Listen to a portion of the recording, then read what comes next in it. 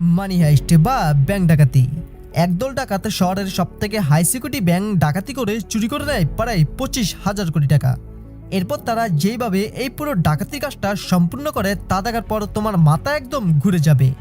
কিন্তু এখন প্রশ্ন হলো, কারাই বা এই ডাকাতি করলো, আর এই ডাকাতির মানে কি? এই সব কিছু জানতে হলে তোমাকে দেখতে হবে আজকের এই ভিডিওটা শেষ পর্যন্ত।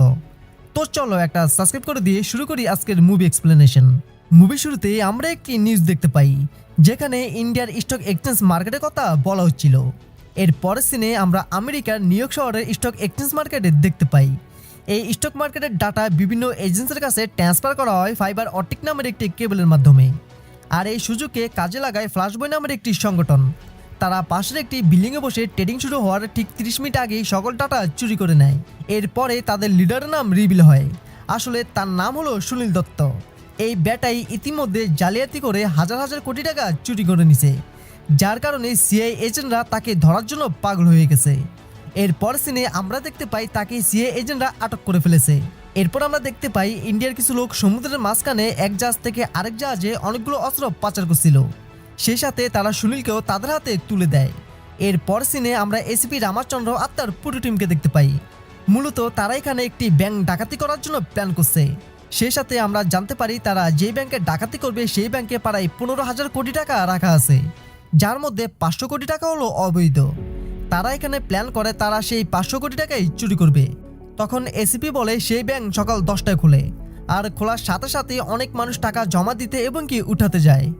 আর আমরা যদি সেই সময় ব্যাংকের ভিতরে প্রবেশ করতে পারি তাহলে আমরা ব্যাংকে থাকা সকল মানুষদেরকে বন্দি করে ব্যাংকটা ইজিলি ডাকাতি করতে পারবো। এসিপি আরও বলে আমরা দুইটা দলে ভাগ হয়ে ব্যাংকে ঢুকবো।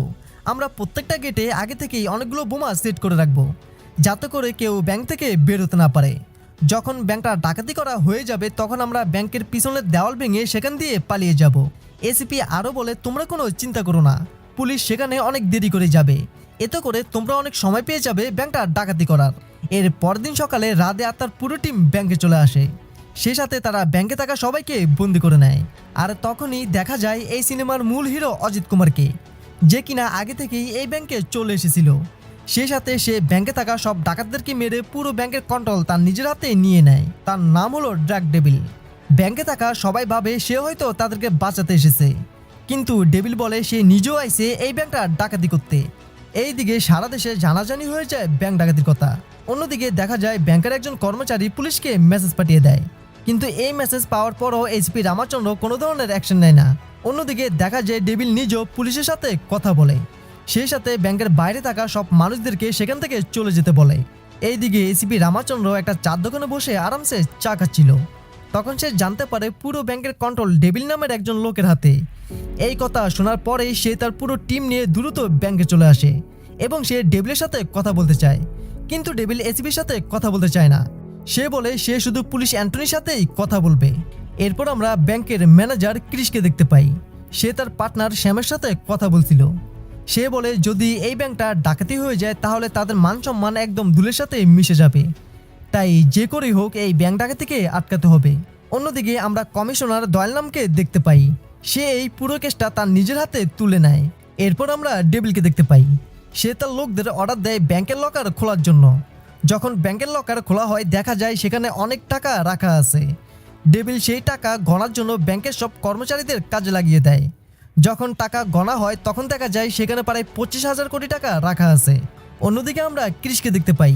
সে মুখ্যমন্ত্রীকে ফোন করে বলে সেই ব্যাংকে তাড়াতাড়ি আর্মি পাঠাতে, যাতে সেই 25,000 কোটি টাকা উদ্ধার করা যায়। এই কথা শোনার পর মুখ্যমন্ত্রী সেই ব্যাংকে তাড়াতাড়ি মিলিটারি পাঠিয়ে দেয়। এটা দেখার পর ডেভিল বাইরে থাকা দুইটা গাড়ি ব্লাস্ট করে উড়িয়ে দেয়, যার কারণে মিডিয়ার লোকেরা সেখানে হুড়ি লাগিয়ে দেয়। তখন আমরা জানতে পারি ডেভিলকে ব্যাংকের বাইরে থেকে একজন সাহায্য করছিল, যে কিনা ব্যাংকের ভিতরে থাকা এবং কি বাইরে থাকা সব সিসিটিভি ক্যামেরা আগে থেকেই হ্যাক করে নিছে। এই মেয়েটির নাম হলো কানমানি, যে কিনা ডেভিডেরই একজন পার্টনার।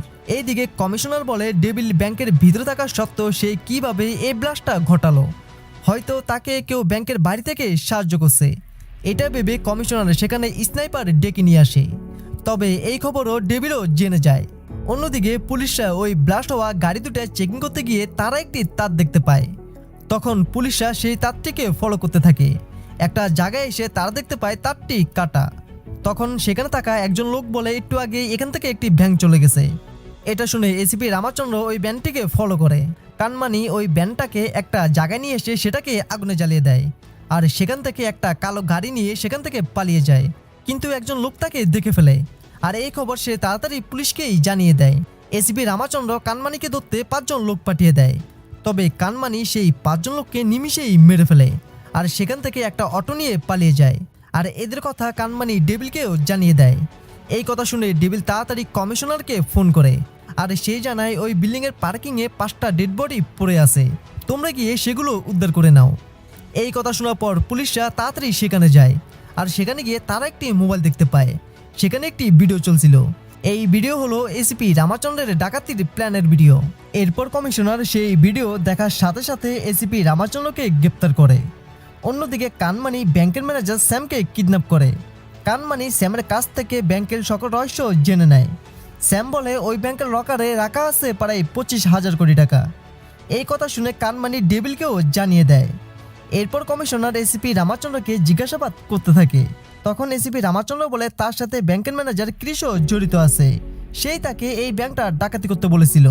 প্রথমে তারা ডেভিলের কাছে যায়, তবে ডেভিল এই কাজটা করার জন্য রাজি হয়নি।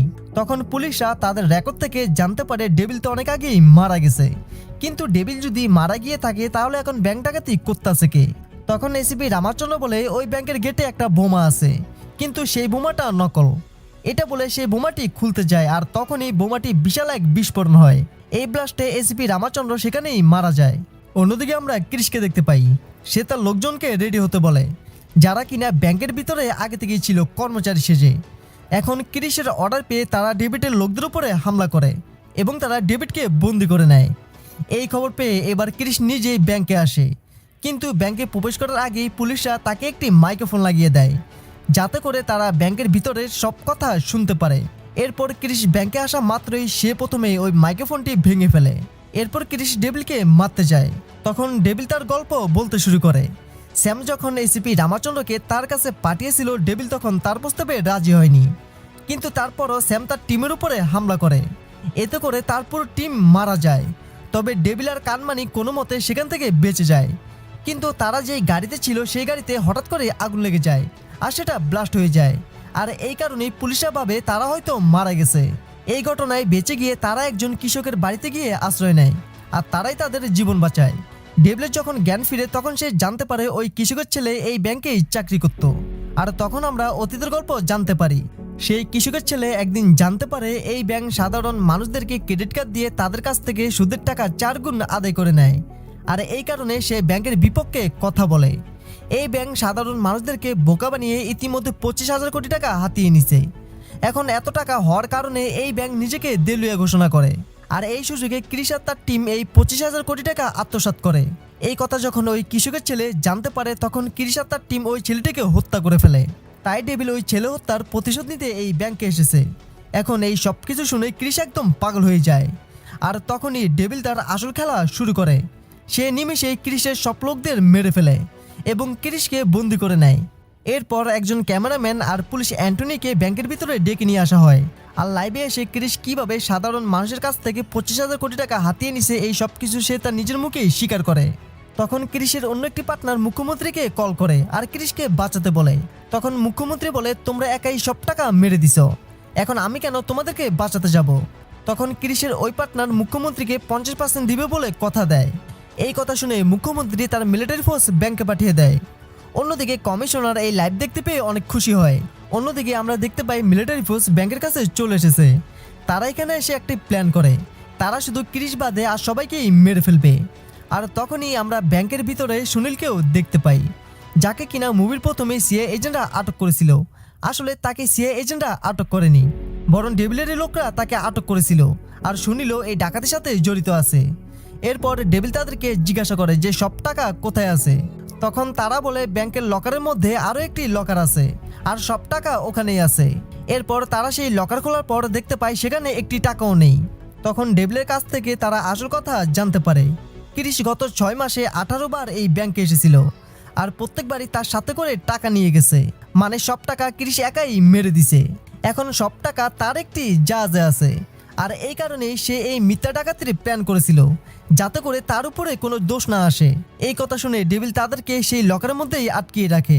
অন্যদিকে আমরা কানমানিকে দেখতে পাই, সে একটি ট্রাক নিয়ে খুবই প্রচণ্ড গতিতে সেই ব্যাংকের কাছে ধেয়ে যাচ্ছিল। এই ট্রাকের মধ্যে এত পরিমাণ গোলাবারুদ আছে যা যদি একবার ব্লাস্ট হয়ে যায় তাহলে পুরো শহর ধ্বংস হয়ে যাবে। কানমানি বলে যদি তাদের কাজে বাধা দেওয়া হয় তাহলে সে এই সবগুলো বোমা অ্যাক্টিভ করে দিবে। এই সব কিছু শুনে মিলিটারিরা তাদেরকে আর কিছুই বলে না। এরপর ডেভিল ব্যাংক থেকে বের হয় আর কানমানিকে নিয়ে সেখান থেকে চলে যায়। তবে পুলিশও তাদের পিছু করতে থাকে। তাই ডেভিল বুদ্ধি করে ব্যাংকের সব টাকা সেই রাস্তার মধ্যেই ছিটিয়ে দিতে থাকে। এতে করে রাস্তার মধ্যে অনেক বড় একটা জামের সৃষ্টি হয়। আর এই সুযোগে কানমানি আর ডেভিল সেখান থেকে পালিয়ে যায়। এরপর ডেভিল একটা স্পিড বোট নিয়ে সেই টাকা ভর্তি জাহাজের দিকে এগিয়ে যাচ্ছিল, কিন্তু পুলিশও তাদের পিছু করতে থাকে। সেই সাথে পুলিশরা তাদের উপরে হামলা করতে থাকে। এতে করে ডেভিলের বোটটি সেখানেই ডুবে যায়। আর পুলিশরা ভাবে তারা হয়তো মারা গেছে, তারা ওখান থেকে চলে যায়। কিছুক্ষণ পর ডেভিল আর কানমানি অন্য একটি জাহাজে ওঠে। সেই সাথে তারা কমিশনারকে ফোন করে সেই টাকা ভর্তি জাহাজের লোকেশন দিয়ে দেয়। অবশেষে সাধারণ মানুষরা তাদের কষ্টের টাকা ফিরে পাবে। আর এই সিনের মধ্যে দিয়ে এই মুভিটা শেষ হয়ে যায়। তো যাই হোক, ভিডিওটা কেমন হয়েছে অবশ্যই কমেন্ট বক্সে বলে যাবা কিন্তু। আর হ্যাঁ, তুমি যদি আমার ইউটিউব চ্যানেলে নতুন হও তাহলে অবশ্যই চ্যানেলটিকে সাবস্ক্রাইব করে ভিডিওতে একটা লাইক করে দিবে।